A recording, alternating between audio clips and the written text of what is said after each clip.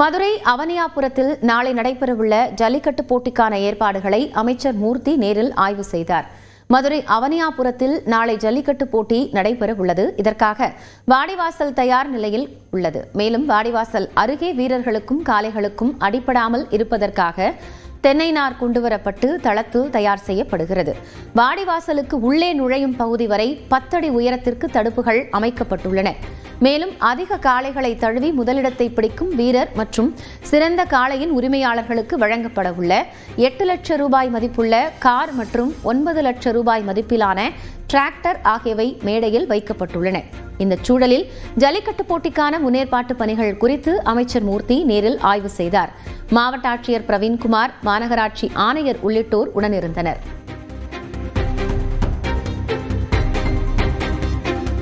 எப்பயும் இல்லாத அளவுக்கு இந்த வட்டம் நீங்கள் சொன்ன மாதிரி முன்கூட்டியே எல்லா ஏற்பாடும் முடிஞ்சிருச்சு. எல்லா பாதுகாப்பும் பண்ணியிருக்காங்க. மாவட்ட நிர்வாகம், மாநகராட்சி நிர்வாகம், அப்புறம் எல்லா துறை அதிகாரிகளும், அது மருத்துவமாக இருந்தாலும் கால்நடைத்துறை எல்லாமே முன்கூட்டியே இன்றைக்கி எல்லாம் பண்ணியாச்சு. அங்கே யார் பிடிச்சிருக்காங்க, எத்தனை மாடு, அது மாதிரி மாடுடைய எண்ணிக்கை எல்லாமே மீடியாவில் வர்ற மாதிரி எல்இடி போட்டாங்க. அதுக்கான போட சொல்லுங்கள். தமிழ்நாட்டு இளைஞர்கள் அதிக ஊதியம் தரக்கூடிய பணிகளை துறந்துவிட்டு விவசாயம் செய்வதை தான் ஊக்கப்படுத்துவதாக பிரதமர் மோடி தெரிவித்துள்ளார்.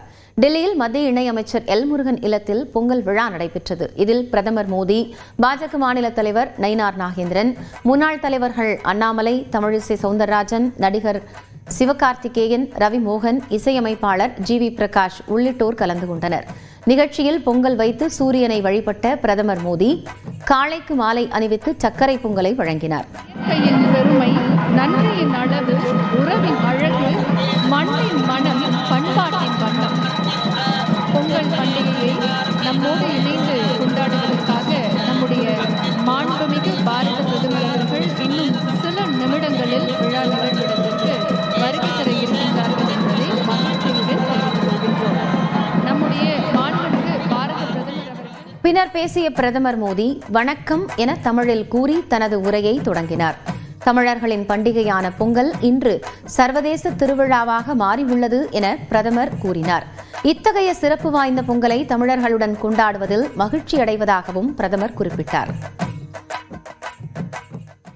मैंने तमिलनाडु में 1000 साल पुराने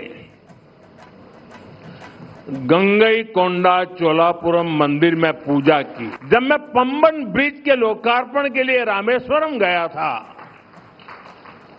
तो तमिल इतिहास की महानता का फिर एक बार साक्षी बना था.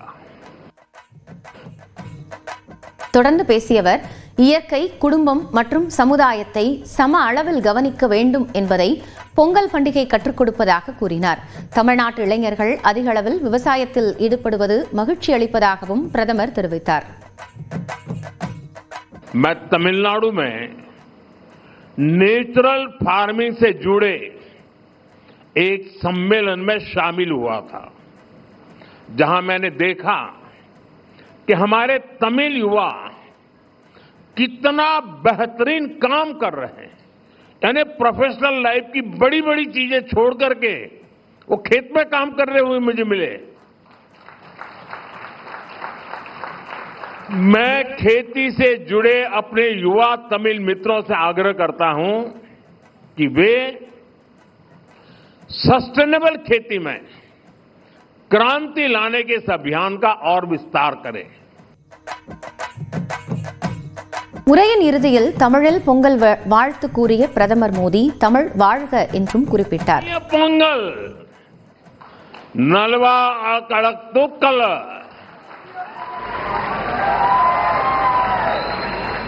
வாழ்க தமிழ், வாழ்க भारतम. एक बार फिर आप सभी को पोंगल की बहुत बहुत बधाई, बहुत बहुत धन्यवाद. वणक्कम.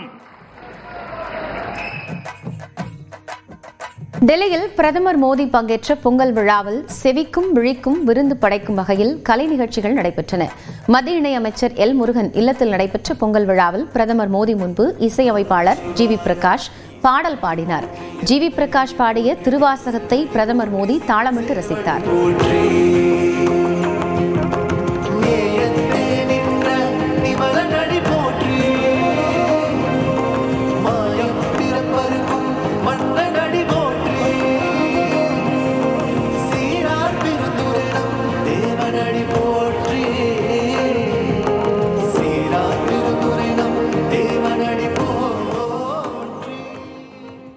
இதேபோன்று திருக்குறளை மையப்படுத்தி கலை நிகழ்ச்சியும் வந்தே மாதரம் பாடலின் 150வது ஆண்டை குறிக்கும் வகையில் பரதநாட்டியமும் ஆடப்பட்டது.